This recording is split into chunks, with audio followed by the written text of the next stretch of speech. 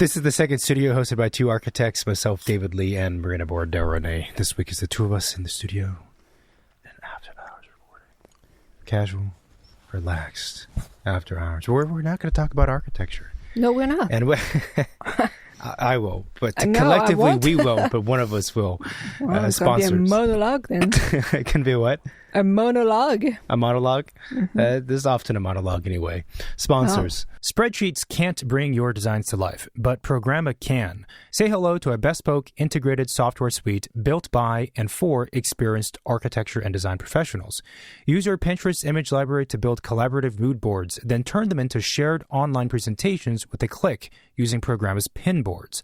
Use the Programma Web Clipper to build a centralized specification library for your studio. Share always up-to-date specifications and product schedules with clients, trades, and colleagues by generating beautiful, branded, live links, and client dashboards. Programma's clean, minimal interface allows your work to shine. Start for free and save 25% on annual plans at programma.design/second studio. Architects, design leaders, founders redefining the industry. If you want to shape not only buildings but the businesses behind them, this is your moment.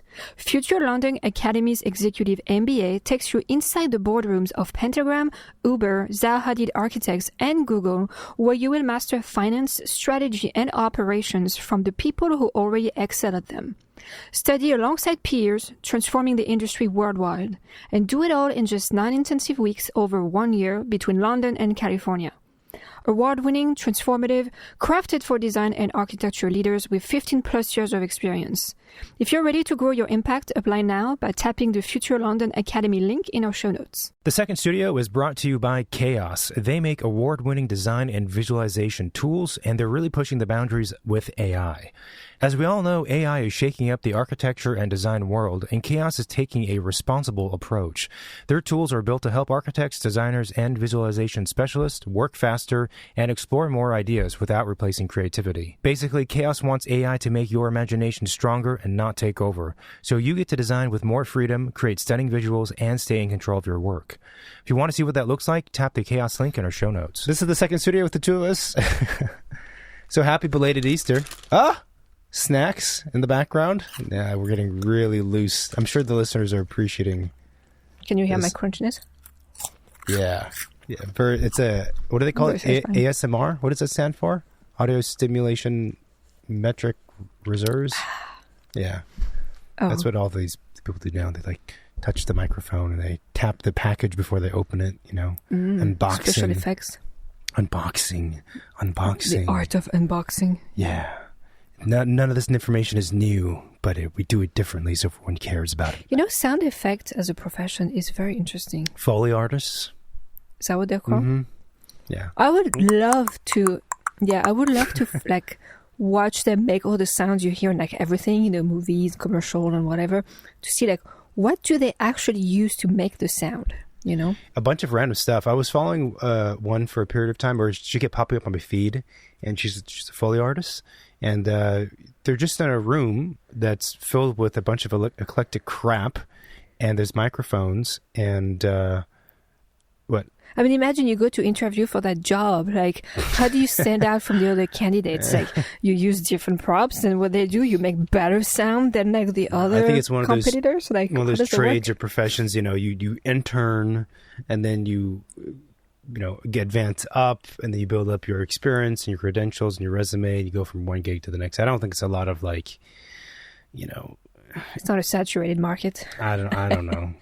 I mean, how do you even end up doing that? Maybe we should interview one. I don't know how interesting it's going to be. I think it would be pretty cool. We could do it if they're not allowed to talk. They can only reply with sounds. No, it's a bunch of random stuff like. Do you remember I think it was the monsters from, what's that movie? Not Birdwatch. The two came out at the same time. Wasn't Birdwatch, or no, not Birdwatch. Bird on a box Bird. The one, I think Sandra Bullock was in it, but it wasn't that one. There was another one that came out that was like similar. Called? A Quiet Place. So the monsters in A Quiet Place. It has nothing to do with birds. You're mixing things up. Sandra Bullock is not in A Quiet Place. No, she's not. But she's in the Bird Box one, right? Oh, yeah. whatever it was. And then there's The Quiet Place, which came out kind of at the same time, and they both have to do with like you can't see or hear. I don't know, whatever. It doesn't matter. Quiet Place, I guess they're different. One is Quiet Place and one has birds. No eye place. The monsters in The Quiet Place have like crazy ear audio, biology. Abilities, yeah. And if you recall in the movie, they when they move, they do make a kind of like horrific monster sound. Yeah. And what it is a bundle of celery and just twisting it. Yeah. They probably did some other stuff to it, but it's pretty close to that native sound. The kind of like crunching, squeaky sound. That's what they use for the monsters. So like, I'm never going to look at a roll of salami the same anymore. With salami. You said salami. No, celery. You said a roll of salami. Oh, did I? That's what I heard.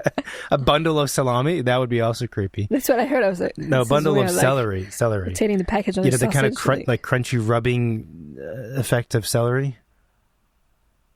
Oh, like cracking celery? Cracking, but also when you have a bundle of celery and it's wet and you twist it against itself, it creates a squeaking kind of sound. That's very particular. Yeah. Like, how the heck did they end up deciding on that? I think the lightsabers from Star Wars, a part of their sound, or maybe it was the ray gun. No. It was the lightsabers. There's some kind of like, I don't know, but I'm going to say words that don't make sense. Electrode device the guy was waving around and you realize it makes this woo, woo, woo, woo, woo, woo sound. So that's like the base of... Wow. Yeah, it's all this kind of fun stuff. It reminds me, I've been seeing a lot of like beatboxing videos on... Boxing? Like fighting? Beatboxing. Big boxing. Like the heavyweight division. Tyson Fury. Beat. There was a fight recently. Is that what you're talking about? You want to talk about the fight? Yeah, the Gypsy King? It's amazing how you twist conversation to your liking. It's amazing how you don't pronounce things correct. Big people boxing. What are you talking Never about? mind. I feel like I'm Trolls? going into a Lord of the person. Rings. Beatboxing, yeah, okay. And it's amazing. I've been seeing a few, and like beatboxing, you always think like, oh, it's gonna be like this, like, like cool guy or whatever doing it, like, he's got like the swag or whatever. Yeah. And the last ones I've seen, it's like a girl who kind of looks emo a little bit, so you wouldn't expect her to like do that. Then she's like video recording herself like meeting a guy online, and I guess, I don't know, like some sort of like geek stuff or whatever. Geek stuff or whatever? Yeah. What does that mean? I don't know, like video game shit and whatever stuff like that. God. And and he's like, so what's your hobby? He's like, what do you do? She's like, well, I beatbox. It's like, oh, really? Like, can you show me what you do? And she does it, and she's actually really good. And the guy's kind of like blown away, like, oh, okay, like this person's like really good, and like his hobby probably sucks, so it's God, it's kind of bunch like of nerds and their loser hobbies. And then another one was, I think, a Korean guy. It kind of looked like a K-pop star, a little bit like feminine or whatever. Okay. And then he starts doing the beatboxing, and it's like insane because he's doing like almost like electro music beatboxing. It's not just like, like the drum and the things that you typically hear. It's like super high pitched sound that you would think you get from like, hitting like records and stuff. I think I know who you're talking about. And like I'm just like, how is it possible that a human could make that sound with their vocal cord? Yeah. I'm like, is this guy an alien? Okay. So, and again, it was very interesting to close your eyes and listen and be like, wow, that's incredible. And then seeing the person who's doing it, and you would not expect him to be the one doing that. So that was even more impressive. So anyway, that was my latest discovery. I think what you're talking about is, I've seen videos like that before. I think I might have sent it to you, actually, because I was like, this is crazy. The beatboxing? The Korean guy, yeah. Possibly. I've seen a few clips of someone who's Korean, but I don't know if it's the same individual. But the format you're describing, I don't know what platform it is, but it seems to be, it's something where it's like almost a blind date introduction. Was that the vibe? It's a video meeting, not the Korean guy, the previous yeah. It's a video meeting, and it's an encounter between two strangers, and they just like start talking to each other about who they are. I don't know the premises. I just know that she was meeting that guy remotely on webcams or whatever. Did it sound like though they didn't know each other? Yeah. Okay, well that's pretty close to what I described then, right? Okay, sure. I think it's a thing. I think it's like a... Oh, is that a thing? I don't know. I think it's some kind of platform. That plugged in, Yeah, we're just getting further and further away from reality for the younger folks. I don't really understand their reality. So. Yeah, but the people above us by 30 whatever years also probably felt the same way. Yeah, it's probably just a normal thing. Yeah. But anyway, so yeah, that was pretty crazy. And then there was a group of another, I don't know why I get those videos popping in my feed. Then there's another group of, I think they probably were Korean, but like Asian guys, like 5 Asian guys in like a stairwell of like a fire stair or something. Mm-hmm. And they start singing like a cappella. And they're like incredibly good. Like, you know, one is like overweight or whatever. The other one is like, again, more like K-pop looking. Like they're all looking very different, like different size and shape and whatever. And they all start singing like different styles and different things. And I'm like, those guys are crazy good. Like, what is this? Was it just the stairwell? Was it like a lot of reverb? Is that why they sounded good? No. They were really, I have to try and find that video. They were really good. Okay. It's very interesting. I think you would enjoy being a Foley artist. I would love. I think I would. It's just like the, you know, ingenuity of like find like resources and testing and like, and but the interesting thing, I would really be fascinated to talk to one because it's kind of like, do you have like a library of sound that you're creating and then a movie producer, you know, comes to you and be like, hey, I have this scene, like, could you like put a sound on it, like whatever, you know, you think works best? Mm-hmm. Or do they get a script that's given or a movie that's given, be like, okay, this is a scene, mm-hmm. Come up with something, mm-hmm. You know? I'm sure it's a mixture of both, but if it's a sound that's truly identical to something already recorded, then that's not at some point it's no longer a Foley artist. It's just a digital you know, insertion. But the ones I see, it's custom for the movie. That's nuts. Even if it's footsteps, they do the footsteps like they don't use footsteps from a previous soundtrack. But that's the thing too. I think it's like if you think about movies and you think about like, oh, you know, they're just using the sound of the scene when they recorded it. No, they like, don't. They don't, right? No, almost none of it. It's it's actually kind of crazy the amount of duplicate work that needs to happen just to get things clearly recorded and placed and timed and like. I mean, the reality is the thing that's actually performed on set is out of like the total experience you have as a viewer and as a listener is probably a pretty small fraction of what you're saying. I mean, there's so much color grading, CGI work on almost all, you know, so many of the scenes, the sound, like everything's like made up. Yeah. And even the dialogue for, I think a lot of the movies, it's a lot or a few, it's re-recorded. There's a name for it, a term for it. They re-record the dialogue in the studio and then they sync it up. But I also was, you know how we were talking about that. So when we watch stuff, we always watch it with subtitles, and it seems to be a generational thing. Mm-hmm. Like subtitles are much more common, and in older generations, less so. I guess part of the reason for that is the way that movies and TV shows are made. So my understanding is that previously the voice acting was recorded like on set live. And with the mics that they had, it forced the actors to enunciate and speak a lot louder. So they have to project so the mic would pick it up, and therefore you're clearer because you're louder. That's just generally the way it works. And also, as a side note, so like when people have a hard time with communicating, like one of the first things they learn in public speaking is speak louder, like project.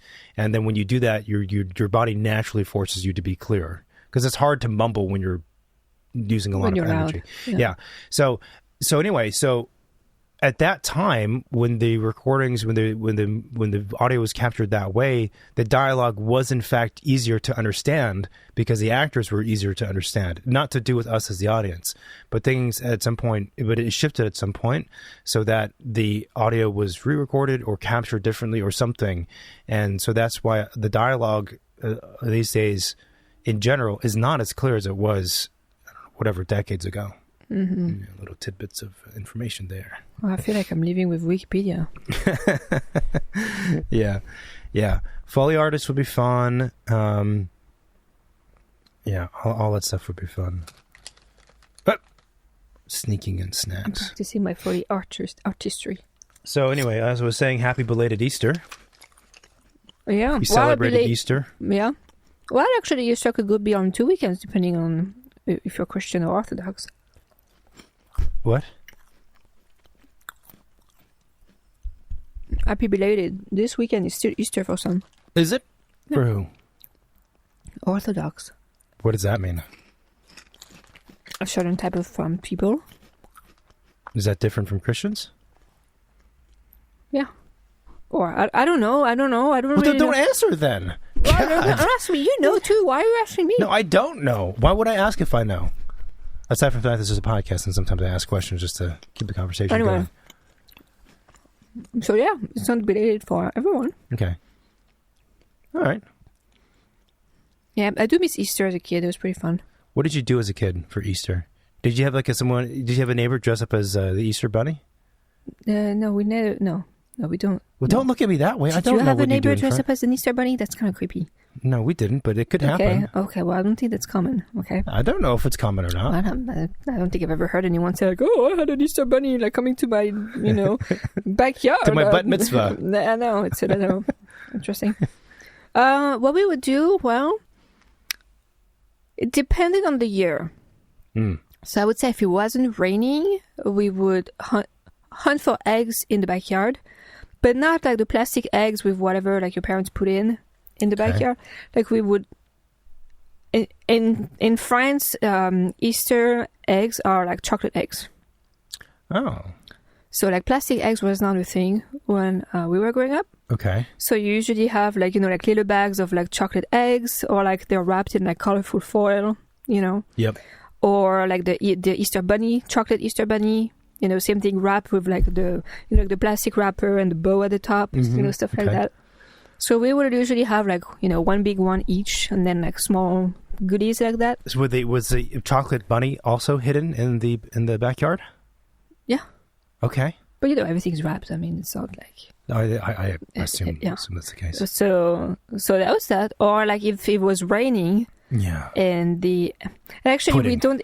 Actually, in France, it's not the Easter bunny that comes and like drop things for you. Okay. It's the bells. Do bunnies lay eggs? The Easter bells. Bunnies don't lay eggs.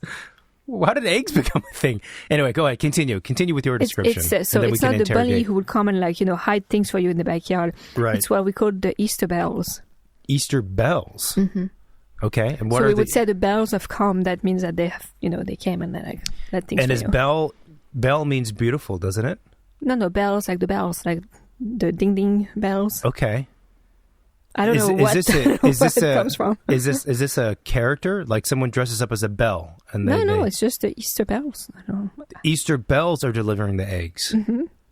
You get why I'm confused, though. It's like saying, guess what, kids? The toaster came and dropped your presents off. I'm like confused. What do you mean, the bells? I don't know. That's just how it's always been referred to. I'm curious now. I kind of want to look it up. Okay. I don't know where it comes from, but it's like the Easter bells. I don't know if it has to do with the bells of the church that rings during Easter or whatever, but that was the thing.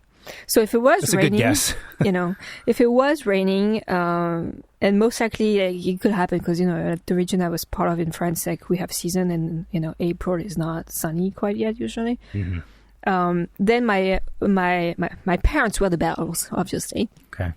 They would put things between we have shutters in France, right? Yeah. And there's usually a windowsill outside that's probably like 8 inches or 10 inches windowsill. So there is a space that's created when you close the shutter between the window and the shutters. Yeah. So they would put the Easter stuff between the windows. So we would open the curtains in the morning and find like all the Easter stuff on the sill. That's cool. So that was cute. So okay, that was less work than so break it down though. It's a sunny day. It's a sunny year for Easter. How many chocolate eggs and one chocolate bunny each, right? So 2 chocolate bunnies. How many chocolate eggs were hidden in the backyard? I don't know. It was just a handful. I mean, it was nothing like crazy amount. It's just a handful. I've had pictures. I can put them up so you can see. Like 3, 6, 12, 100? There are different bags of things, but it's just a handful of things. A handful? Yeah. So like 6? No, but they come in different forms, different size, right? I want to know. Usually you have like one giant Easter egg, chocolate eggs that's like that big. Oh my God. Right, that has like, like a stuffed animal in it, or like it has other candies in it, right? Wait, there's a stuffed animal inside of the chocolate egg? Yeah, there could be like a little goodie in there. inside of the chocolate egg. Yeah, but it's wrapped. The chocolate egg is wrapped, or the stuffed animal is. Yeah, both. They're both wrapped. Okay, but you're talking about a stuffed animal inside of a chocolate egg. But like a little thing, not like, a giant no, it's thing. not about size. It's about the fact that it's a stuffed animal. It could be a stuffed animal. It could be like different kinds of candy. It could be like a toy. It could be like, it depends what kind of egg you got it from. If you got it from a chocolate brand, if you got it from a local store, if you got it like, from wherever, right? Gotcha. I mean, the concept of having... But the idea is like, you get the egg, you break the egg to get the goodie that's inside. Gotcha. And then you eat the pieces of chocolate of broken egg like over the upcoming weeks, basically. Okay. You don't eat all your chocolate Easter goodies that day. Okay, well, for the listeners, they don't know how big you're talking about because you did it physically. It's, I don't know, it's like a foot tall. A foot tall? I mean, they have different size, but like, I don't know, I have to put up pictures and see, like maybe 10 inches? Yeah, 10 inches tall. But it's, it's oval, it's an egg, right? So it's not like 10 inches diameter. Well, it wouldn't be an egg then, it wouldn't have tallness either, it'd be just the diameter. Fine, so egg that's like about 10 inches tall. Yeah, maybe 8, I don't know. Okay, maybe 8. And, has, like the plastic wrapper around it with the bow color. So you open the bow and then you break the egg and you find what's inside. Right. Okay. That's cool. That's cool. I mean, the idea of stuff being hidden inside of a chocolate egg it's not a new concept to me, but the idea of what being inside being a stuffed animal is not something I've ever... But it depends, like, where you would get it. No, I understand. It depends. It's not super common. But still, a stuffed animal is a weird thing because the stuffed animals have like little furry. You don't think of it being inside of an egg, but if it's wrapped in plastic, goodie. I'm beginning to wonder. Are you sure there were stuffed animals, or it wasn't like hard? Yeah, no, I think they're. Yeah, I mean, again, there's so different brands and different kinds. I can't recall the 15 years of Easter eggs I've had. Well, I think you're walking back to the stuffed animal part. Maybe. But so they also had the chocolate bunny. Yeah. But the chocolate bunny were not that interesting because they oftentimes were just hollow and there's nothing in it. Yeah. So it's kind of like Trojan horse. You think you're going to have a ton of chocolate, but it's hollow. And depending on the brand, you're sometimes like really thin chocolate and you're like, eh. Okay. So we have the chocolate bunny. You each have a big egg. Yeah. Okay. I want to know how many total items. I don't know. Again, I have pictures I could pull up, but I don't. But ballpark it. I don't know. Just a little stack. Just a little stack of goodie.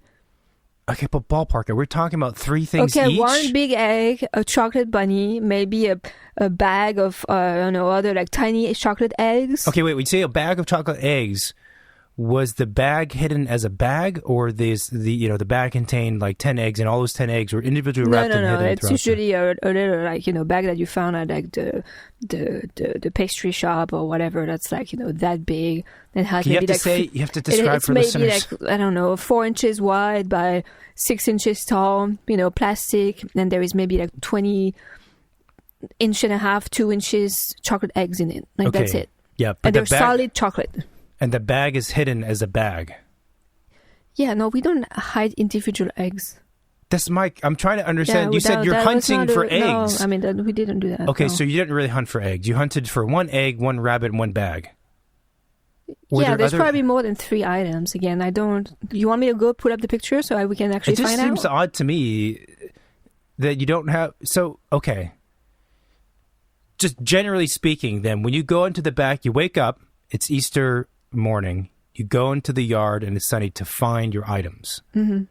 Were you finding... So you weren't finding like 50 things? No. You were finding like 10 things?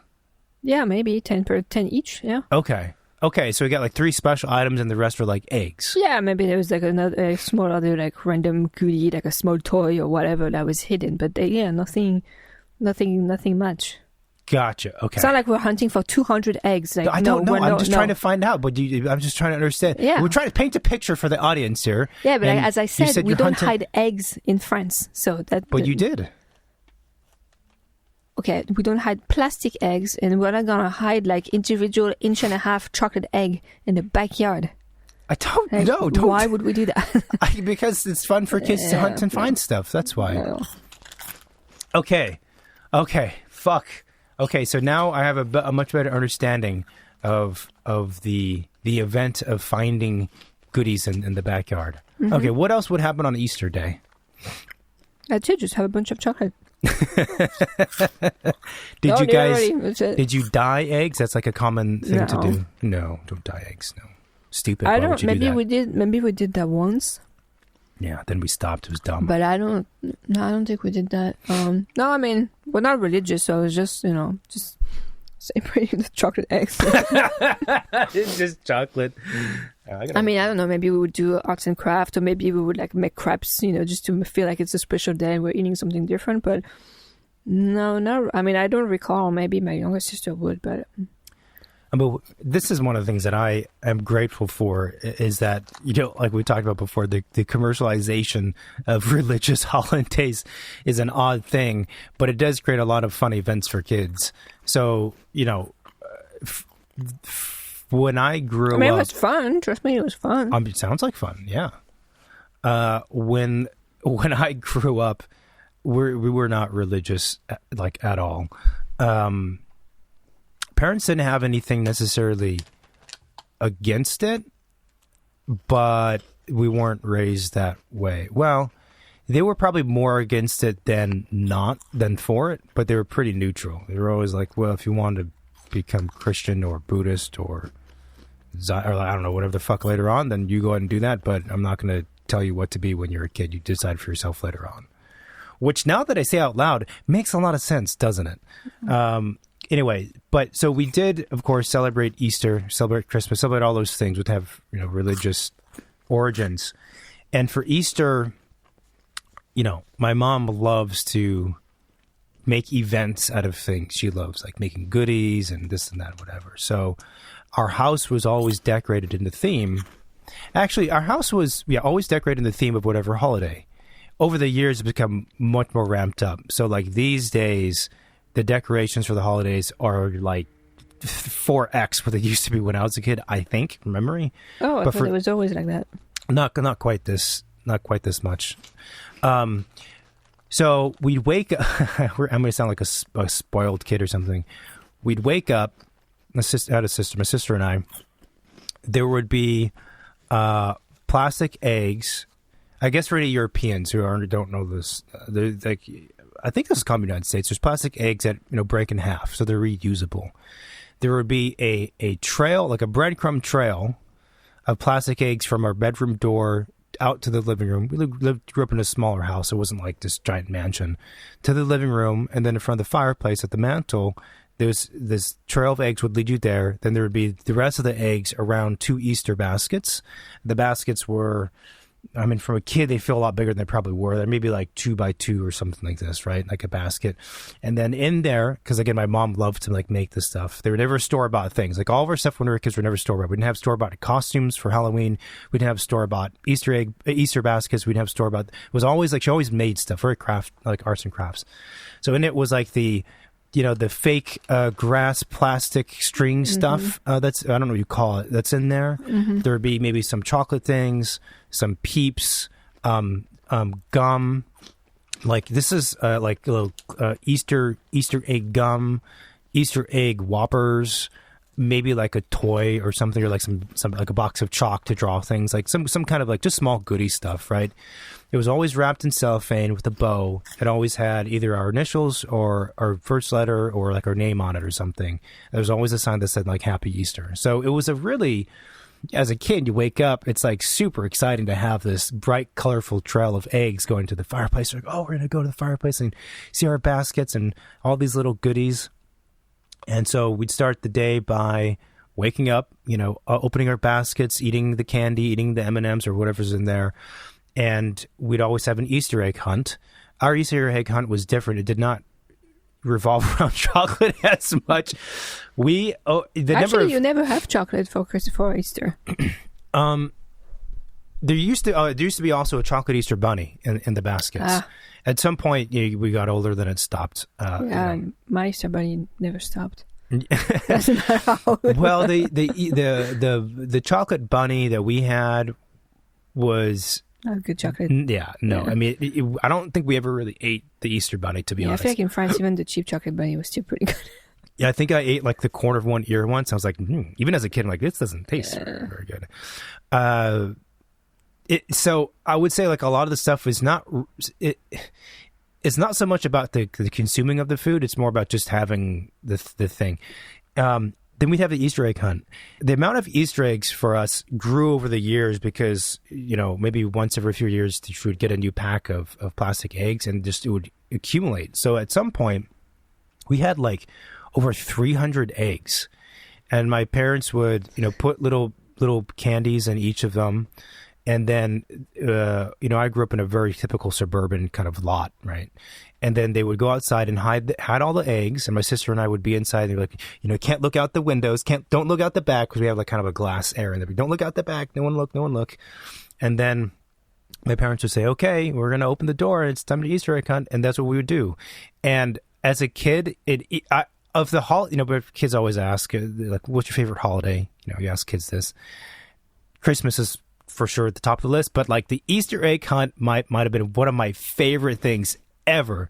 And we would just run like crazy people, running around the house and the yard, finding these eggs. And my parents would videotape us.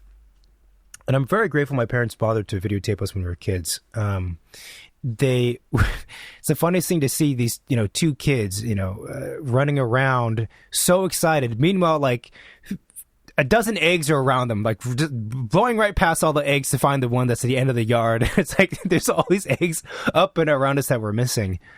And that was always a big deal. Then we also did like dyeing eggs. We would do that as a family. And, my parents are fairly, not artsy. What's the word? Like they're creative. So they would always do something cool. And my sister and I was always like, how come theirs is so much better than ours? And well, they went to college for art degrees. So. Yeah. So that was kind of, I think that's pretty much all the events we did on Easter. But between all that stuff, it took some time. Did you eat anything specific on Easter? That's a good question. I don't think so. I think for like St. Paddy's Day, sometimes we would do corned beef hash or something. But for Easter, is that an Irish thing? Yeah. Why would you celebrate an Irish Because holiday? it's America and we use it in everything as an excuse to celebrate. I mean, as a kid, it's wonderful because, it's like little fun stuff. But for Easter, no, I don't think so. I mean, it was really those two things. Probably loaded up of candy and didn't need anything. Yeah. And then we would always, of course, come back in after the Easter egg hunt, dump out the pillowcases, and then count and see who got the most. That was always a big deal. Was there a trend as to who would get the most of the time? Oh, yeah, me. Yeah. Well, I was older, So it makes a big difference, 3.5 years. Yeah. I think one of the videotapes I remember was I must have been... I'll make something up. Maybe like 7. I think my sister was like 4 or maybe 3.5 years apart. And so she was able to find eggs, but I was old enough to where like I could really run around and grab eggs. My parents were like, stop, slow down. Because I was grabbing all of the eggs and she had like none. And I think the next year they imposed a rule where like she got a head start, or I had to use the gopher, the grabbing device to pick up the eggs. Honestly, one of the best things as a kid to run around and grab eggs and then count them afterwards. And neither of us were really huge into candy, so we would eat some of the candy, but it wasn't really. It was just about finding the eggs. That's pretty and we had so many eggs, and my parents would always hide, a dozen or so, like really, really well, that every year, like 3 months, 4 months, 6, 8, 10 months later, they would find 1 or 2 eggs hidden around the yard. There's probably one somewhere there still. If you're hiding 300 eggs, that's a lot of eggs. Unless you like make a map of where you put them, like I think you will for sure miss at least one. Yeah. No, the egg hunt lasted a while because the last like 10% of the eggs, even my parents would be like, where did we put them? And so, yeah. And then the egg dyeing thing was a big deal. We would hard boil eggs, dye those, and then my parents would also. I don't think we have them anymore, but we kept them for a long time. They would make permanent eggs. So they would take a raw egg. My dad would drill a hole at both ends, and then you'd blow out the yolk and then let it dry or whatever. And those were like a big deal because you didn't want to fuck those up. Those were also harder to dye because they didn't have any weight inside, so they would float. And so for a long time we had... a bowl, I think on the coffee table or underneath the coffee table. We had a glass top coffee table that had a bowl of like the best eggs that we kept from over the years that we all made, which was kind of fun. Yeah, Easter was a lot of fun. It was a lot of fun. Nothing to do with, didn't go to church, didn't read the Bible, nothing. Just fun activities. Yeah, probably don't even know what Easter is for. No, I don't. And I it's the bunny. It's about the bunny. I'm not quite sure how eggs It's a giant chocolate egg. But, Man, you missed out on that giant chocolate egg. You have no idea. Cool. Like, imagine how many years of chocolate eggs you didn't get. Yeah. But, if we say it was cool because also like some of the eggs would have like special, like shiny paper and like whatever. So it's kind of like a mini Christmas in a way, like you open a present, Yeah. Sometimes they had intricate chocolate eggs too. They would do like white chocolate and milk chocolate. So they would have like patterns and motif and things on it. It's so different though. And you could get like, chocolate eggs at the bakery, because oftentimes bakery do also make chocolates in France. So they would have like kind of like the local, made ones. You could get like the big chocolate brands that are in Europe, like Milka, Nestle, like all of those brands, like Ferrero Rocher, like, all those guys would do like special things for Easter. Sometimes it's eggs, and sometimes they also had like their typical product, but they made like a limited edition. Yeah. So we would get also some other stuff. Yeah, it was fun. It's good times. It's a lot of fun. It's a lot of fun. And we had baskets to, do our hunt. I think when we were really little, we had like, like the woven wood baskets with the big, big handle and like the eggs, we put in them. Yeah. And I think as we got older, I remember I had like a pink mesh plastic basket. It was kind of a cool one. I don't know if you would remember those, but it was kind of like a purse, the shape of a rectangular purse, but it was made of, if you imagine this grid of plastic that was, see-through, and you could undo the bag so it would lay flat. Okay. And you could kind of like collapse the sides to like make it into a basket. Yeah. It was really cool. So we would use that and just like load it up as we would, magnets, be finding stuff. Stamps, Velcro. No, it was just like plastic, like a hole and like a plastic ball, and it would just like snap in it. Yeah. Interesting. That's pretty cool. Yeah, I don't know. But we had a dog too, so we had to make sure the dog would not. I was wondering about that. Go and grab stuff. So I think we had to like, put the dog in the garage. Isn't chocolate not good for dogs? I mean, anything that's sweet is not good for any animal, because I thought chocolate was like sugar. Really bad for dogs. Like they throw up afterwards. It's not chocolate. It's mostly like sugar. It's not good for dogs. Interesting. Yeah.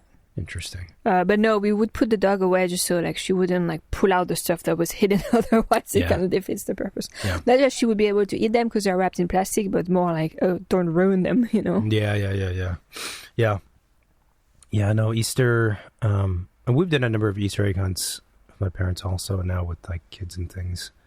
But they're not quite old enough to fully understand the idea of hunting for eggs. But I think asking a 1.5-year kid to understand the concept of finding stuff, picking it up, putting it in a basket, and repeat until you're done is like, you can't. I think they understood it, but just only for like well, I don't think the 6 interest times. Lasted more than, No.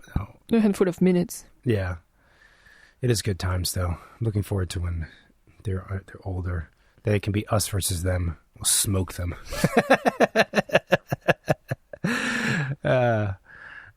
We did one year. We had to do it inside because it was raining. Fortunately, because it's SoCal, it was sunny every year except for once, literally. And even then, it was a lot of fun. Yeah, I mean, finding stuff is fun.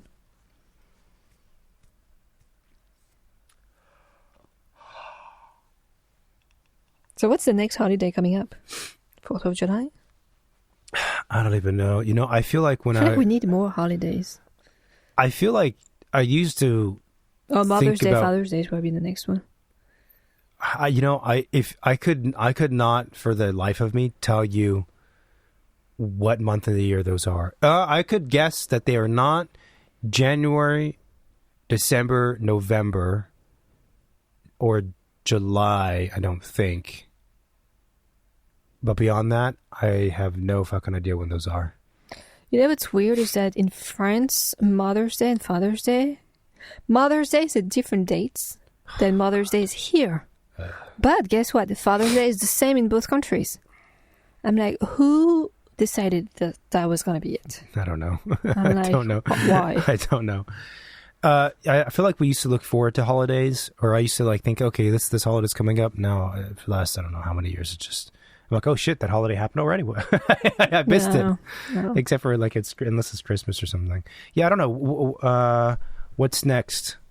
Well, one of those things you mentioned, possibly. I don't know. Mother's Day is the first one. I guess the next big one would be July 4th for the Americans. And now, a quick break to thank the sponsors who support the Second Studio. This episode of the Second Studio is brought to you by BQE Core, the all-in-one firm management software built for architects. Designed by architects for architects, Core helps you track time effortlessly, manage projects seamlessly, and get paid faster, so you can focus on design and not spreadsheets. With powerful automation and real-time insights, it's everything you need to run a smarter, more profitable firm. See how BQE Core can transform your practice by clicking the link in our show notes. The Second Studio podcast is sponsored by Autodesk. Do you know about Autodesk Forma? Available standalone or as part of their AEC Collection software bundle, it's a specialized AI-assisted 3D design tool that can transform early project planning. With Forma, you can rapidly model multiple massing options at the start of your projects and analyze the embodied carbon costs of different volumes, layouts, and material choices. You can then deepen your understanding of your sites by incorporating real-world contextual data for daylight, wind, noise, and more. Start your projects right with Autodesk Forma. Check out the link in our show notes to learn more. We never went anywhere for Easter. I think I was just trying to think the same thing. I think maybe we went to like my grandma's house or something, and you know the bells would have come there too, but like there was no hunting. It was just like, you know, the egg was on the table waiting for us. No, because it's not like, you know, you're gonna do that again. Like, That would be kind of cruel to hunt for one egg, like 90% effort, like barely any return, an hour of hunting. No, again, it would be a big egg. Yeah. You know, so it would probably be worthwhile. But yeah, Easter egg hunts. Now I want to do an Easter egg hunt. I think there's like a problem-solving aspect that makes it fun. You know, the effort and the. You know, I think I asked you that before. That also reminds me, when we were kids, you could get like kind of like a surprise pouch at the store for kids. And I think there was different kinds. There was the kind that was shaped kind of like well, it wasn't a cardboard paper cone, and they had like you pull it. No. No, it was just in the shape of a cone made of paper. Okay. And it was either like they had blue for boys and pink for girls, so you knew at least like, you know, for what gender you were buying the surprise for. Right. And it had like a big, you would open it at the top and it was filled with like a bunch of random tiny toys, you know, like cheap stuff and whatever. Right. That was always such a treat, you know, like my mom would go like grocery shopping and like some weekends she would bring like one of those and it was like, what do we have in there? Yeah. And they had other ones that were more like, let's say like an 8.5 by 11, but kind of like a metallic paper sleeve, you know, like, and same thing, like could be a different brand. It could be a toy brand, or it could be just a store or whatever. You rip it open and also like find out, you know, a bunch of goodies inside. And that was really cool. Stickers. A sleeve. Stickers, tiny toys, you know, coloring things, like whatever. Yeah. But it was kind of like, you know, just a little surprise pouch you could get for your kids, just as a little something. And that was really fun. And they didn't need to be like any special occasion. Like it could just be like a weekend thing. Like, I don't know. It's weird. Like, I feel like my parents were always talking about other kids who were spoiled, or like people who are spoiled in general. And so therefore, I think for the two of us, we naturally would often think like, well, or do we fall into that category or not? And it's an interesting, I think it's really difficult to say yes or no. I don't know if it's a yes or no kind of, you know, answer in our case, but like, it's an interesting thought because, you know, like I said, on the one hand, we didn't have like a lot of money. So it wasn't like you just get whatever you want. It wasn't. So for example, like what's an easy example? Okay. So when I was in high school, most kids have a car. So you can drive yourself to school, or a lot of kids, I should say. And there are some kids where like they show up in a new BMW that their parents bought for you. I don't know if that necessarily makes that person spoiled automatically, but like that was not happening for us, right? But my parents were in particular, my mom were very, very thoughtful. So we didn't ask for much, and therefore get like a lot of, we didn't ask for things. Like it was weird. Like I remember there were kids growing up with, and they were always complaining that they wanted something, their parents wouldn't give it to them. Like I never really asked my parents for stuff. And it could be also that during the holidays, we always got a bunch of stuff, nothing expensive, but like it was, again, so much of these things for me, and I think for my sister also. Well, she's a little bit different, but it wasn't really about the item. It was more about just the fun of like, you know, someone giving you the thing and then opening it or searching for it in the case of an Easter egg. That's like really what it was about, more so than the item most of the time. So like we didn't get random stuff given to us, but like, for example, when we would go on road trips to, not a road trip, on a long drive to visit relatives during the holidays or during the summer, during summer break or whatever, pretty often we would, you know, pile up in the car. It's like a 6.5 hours drive, so a long time for a kid. It's like, for us, it's like a long road trip. You know, we got our tiny kid pillows, we have like our PJs on, we're like ready for this big excursion. And then, you know, usually like an hour or so into it, my mom would each give us a little present. And then it was like the classic thing was I don't know how to describe it. It's like it's like maybe a 5x5 cardboard sheet with like a plastic, with a drawing of a face on it, and it had a bunch of like magnetic gray shards in a plastic sleeve that would move around on the face, and it came with a little plastic pen that had a magnet on it, so you could drag around like the graphite or whatever it was to make mustaches and eyebrows on the face. And it's not like something that lasts because you shake it at it, you know. But like that was like something we would get almost every time, or it would be like each of us would get a gift. Like all of us in the family would be like a car bingo, you know, game, something like that. And or like my dad's would have like a small pack of beef jerky in his like little present.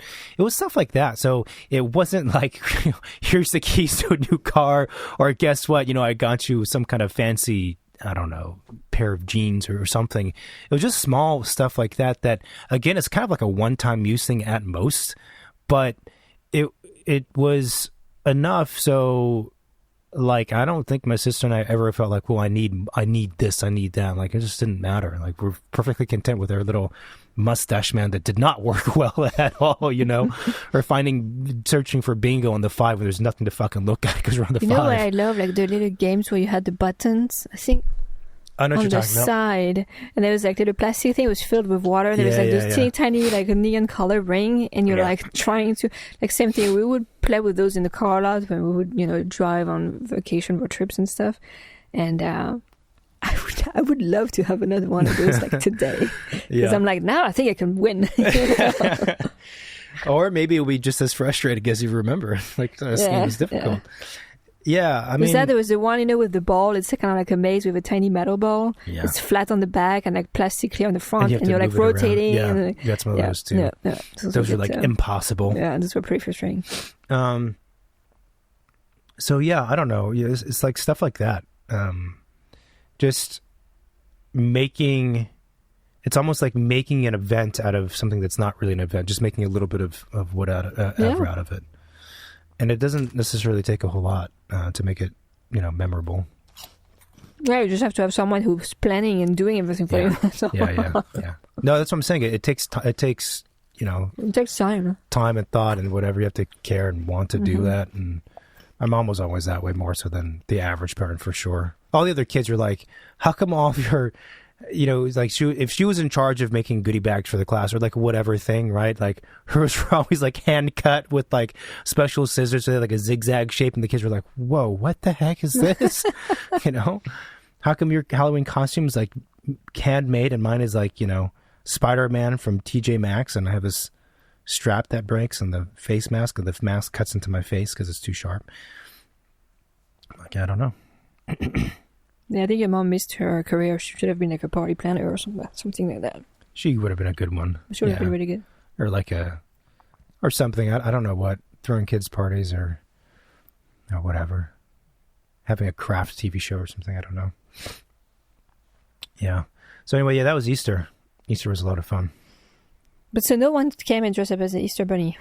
No, but I actually if saw something today, a video of someone did that, like an adult, dressed up in an Easter bunny, didn't use inflatable... an inflatable one? Inflatable bunny. That's pretty funny. I'm like, oh, that's kind of really funny. Like, I think if you went to like the local mall, they'd probably have an Easter bunny. It's kind of creepy. And the Santa Claus, where Santa Claus would be, but it's the Easter bunny instead of Christmas stuff, it's Easter stuff.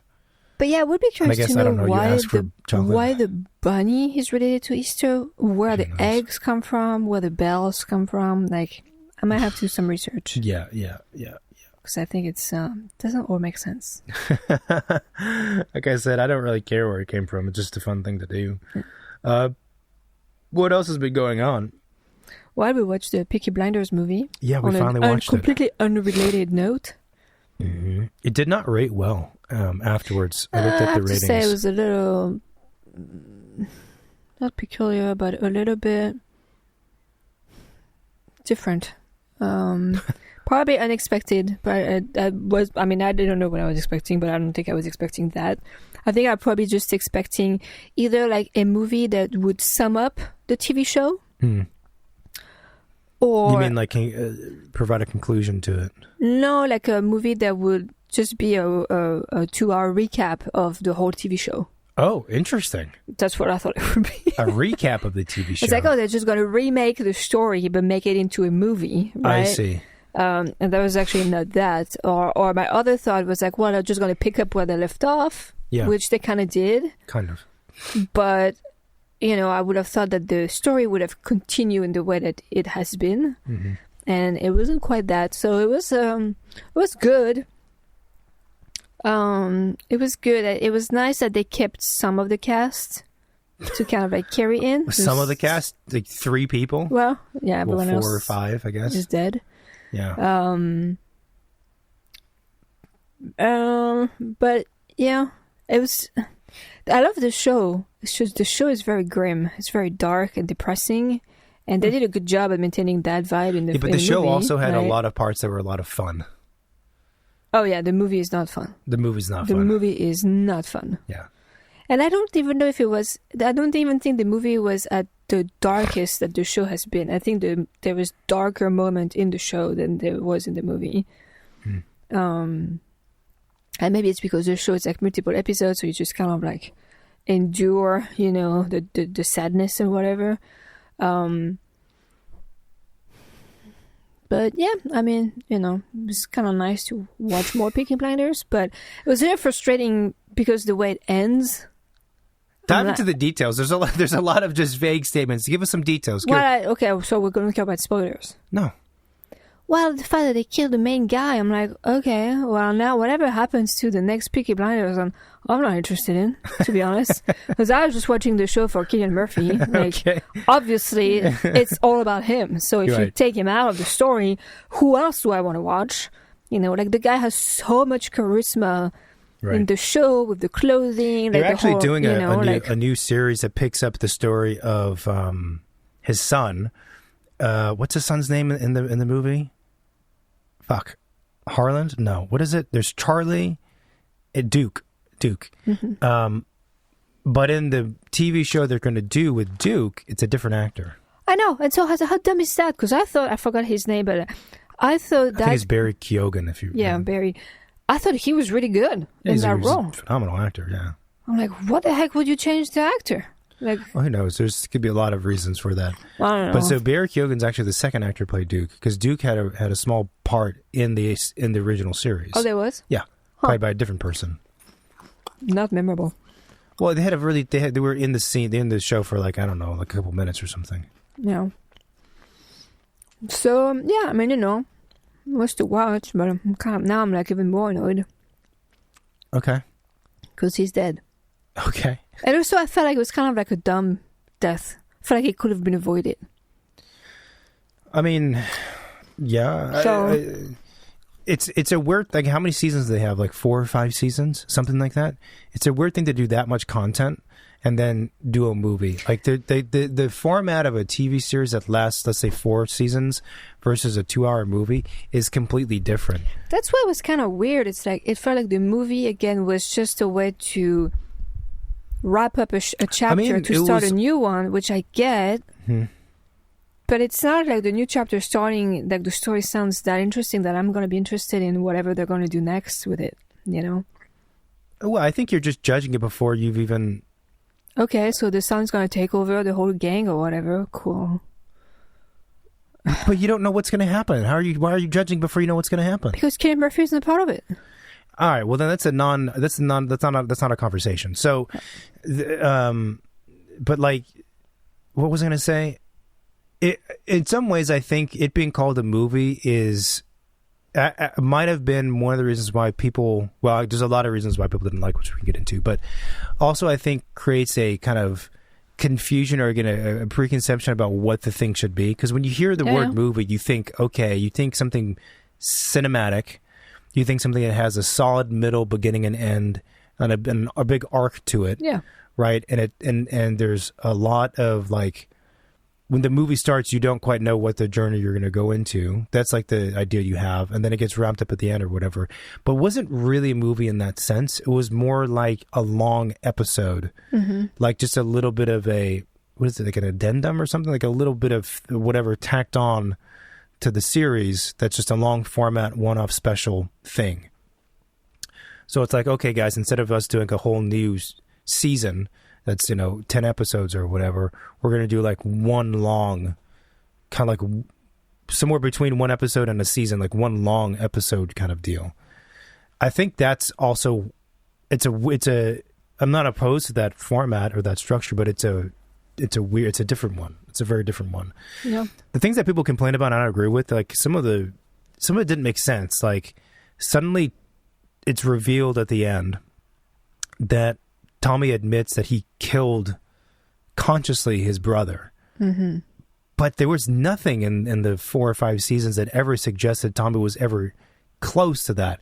Were they get in fights? Were they upset with each other? Did Tommy manipulate him and her and whoever? Yeah, of course. But the idea of like him killing Arthur, like that was never really on the table. So I felt like that was a very odd thing. I also think it didn't really bring much to this story of the movie. Yeah. Like in the movie, Tommy is a broken down man. He's lost everything, lost everybody. The house he lives in is a total mess. He's a recluse. To me, like, the fact that he killed Arthur does not help bolster that part of the story. I don't feel extra sad for Tommy because of that. Like the first how many minutes of the movie were basically describing how broken he is.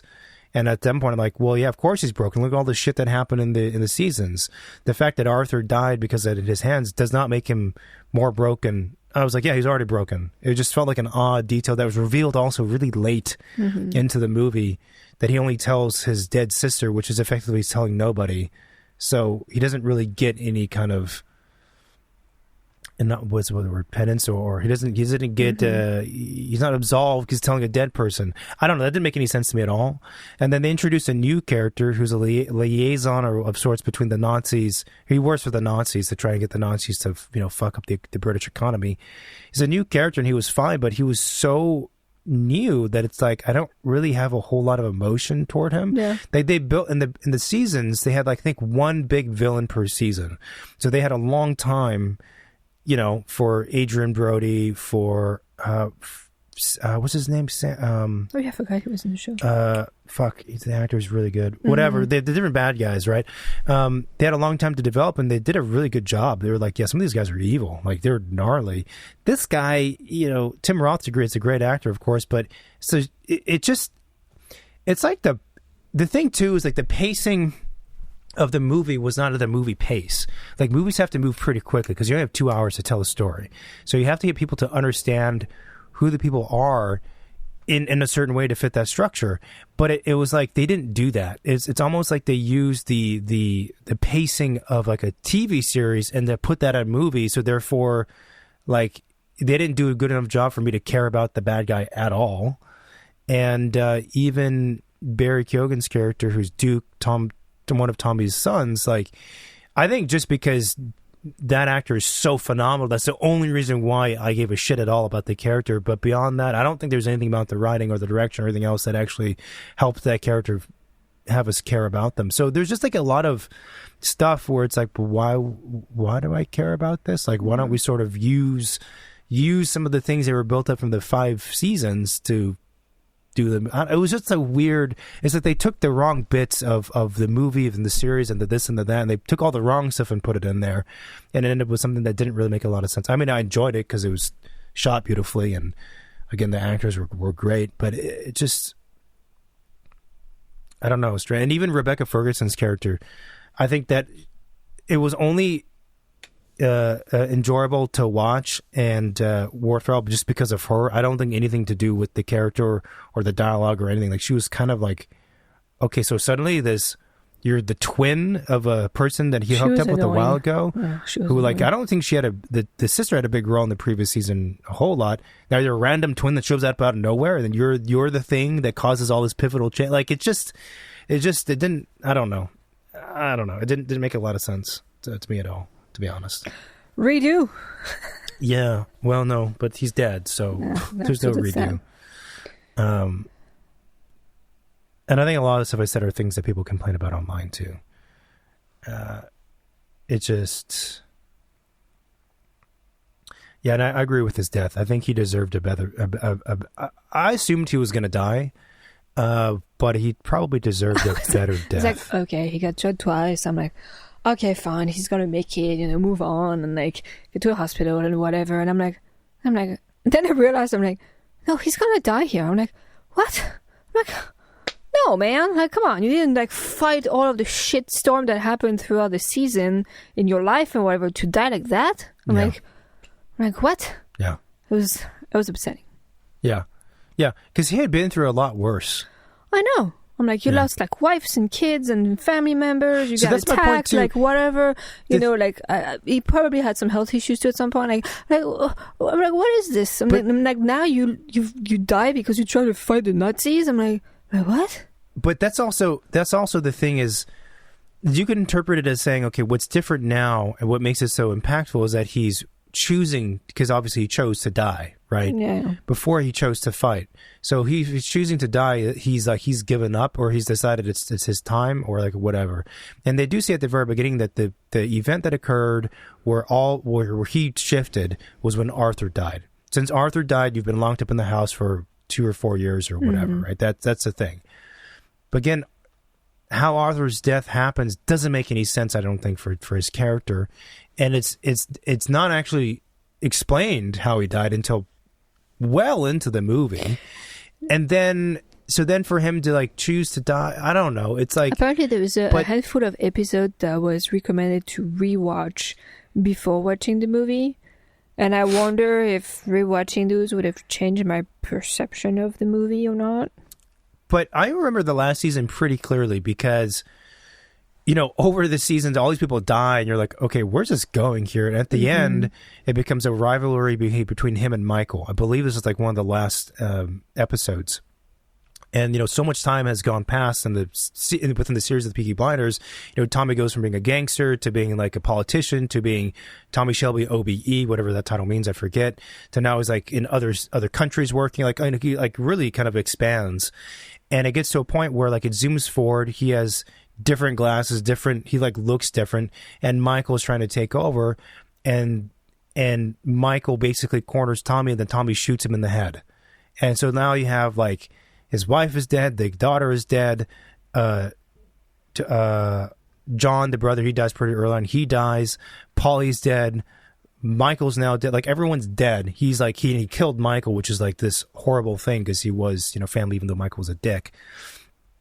And it was kind of like, well, where do you go from here? So then the last thing was like, okay, well, if Arthur dies, then it puts Tommy over the top. But that my point is, what I'm thinking is, he endured so much during the seasons that it was kind of like, okay, there were multiple times in this series where I thought, okay, he's going to give up. Like, this has got to be reaching the end of the arc, because this is a reasonable point for him to be like, I've given up. Like, I've lost so much. I've lost everybody. But he lost his child.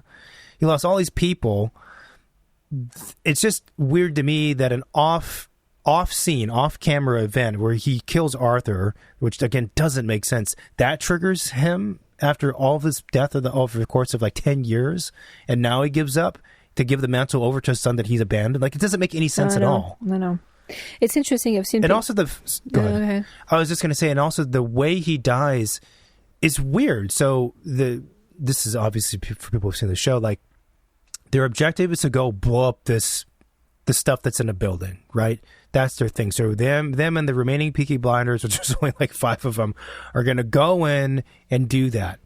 They all go in, except for Tommy, who goes through the tunnels to pop up into the same space.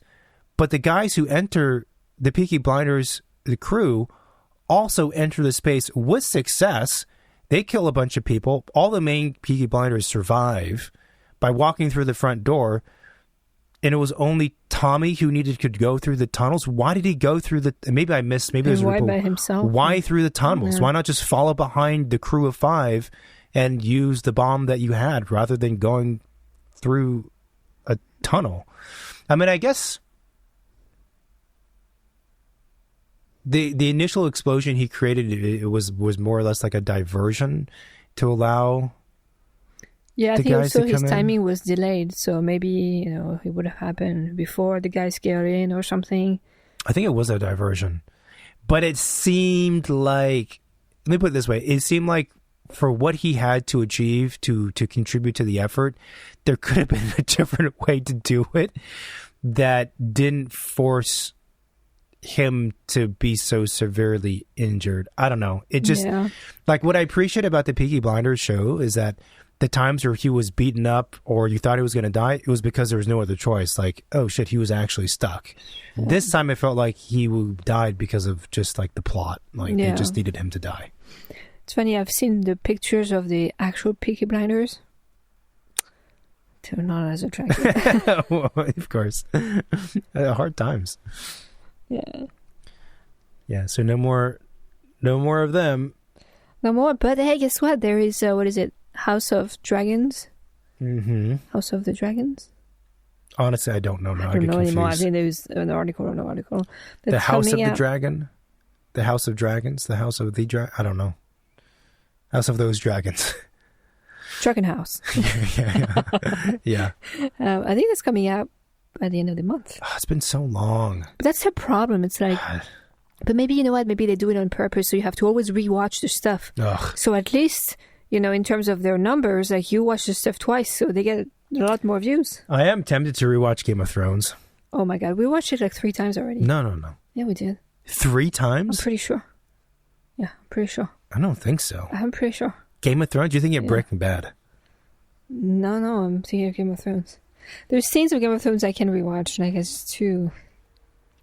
I see clips online, so I'm like, oh, this is such a good show. But then I also remember how much of it was so slow. And also you think about the annoying characters, not the ones you hate, like what's his name, the Bolton kid, but like the annoying ones are just annoying. I'm like, I don't want to suffer through that again. But are they coming up with another spin-off?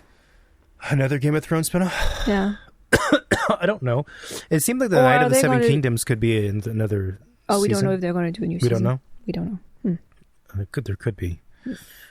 Yeah, I don't know. It's a good universe, though. I would happily watch more of that. I mean, medieval gladiator stuff like that. Like, it's always enjoyable to watch. What they should do one about the Mad King, because there's so much conversation about the Mad King in the original Game of Thrones series. It all revolved. You heard about him like every episode almost.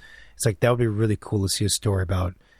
It's almost unfair to refer to him, but like not actually know the whole story. Yeah. Anyway, let's wrap it up there. A little casual chat. All right. If you like what we do, please support the show by keeping listening and leave us a review. You can find us on Apple Podcasts, YouTube, Spotify, also on social media, Instagram, Second Studio Pod. We have the website, secondstudiopod.com, where all the episodes are. And that's it. There's a lot coming up. If you have any questions, any topics you want us to talk about, any guests about the hotline you want to see on the show, you can call or text the hotline 213-222-6950. Yeah, give us some guest suggestions, some good ones. Okay, talk soon. Bye. Bye-bye.